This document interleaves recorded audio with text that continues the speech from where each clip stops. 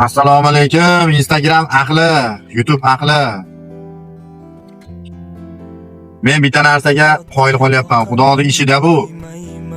Koreya yangiliklari gap kim haqida ketayotganini xulosa qilib olinglar.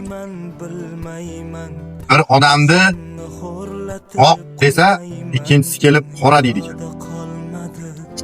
Ya'ni buni oqmi, qorami isbotlash uchun odamlarni o'ziga ozgina tashab qo'yarganda, Xudoyim, qani bu insonlarga ong berganman.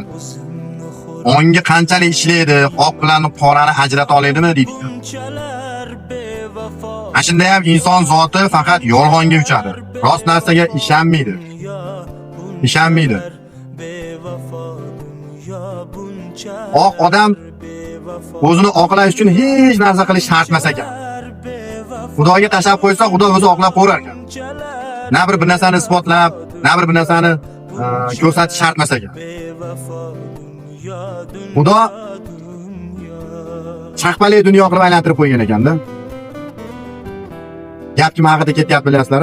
Bir odamga yaxshilik qiladi-da, bir ehsonchi. Koreyada o'tirib. Shu yaxshilik qilgan odamdan yaxshilik qaytmaydi-da, nabarot cho'chtirishga harakat bo'ladi. Yaxshiligini bilmasdan. Va buni kimligini ko'rsatib qo'yish uchun chaqpalaydi yana ham bitta aylantiradi-da, Xudoyim. Ehsonchi bolani oldiga ana shu oilani olib keladi-da, o'zlarini ehsonga muhtoj qilib qo'yadi. Qoralash uchun qancha faktlar, qancha narsa, videolar, qancha narsa chiqdi. Isbotlanmadi. Oqlagani hech narsa qilmadi. Lekin qoralanib ketmadi, oqlanib qolaverdi.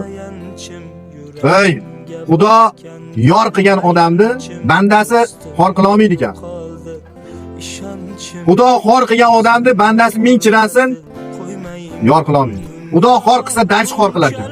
Men shunga bir amin bo'ldim. Avaz aka, it xurar karvon o'tar.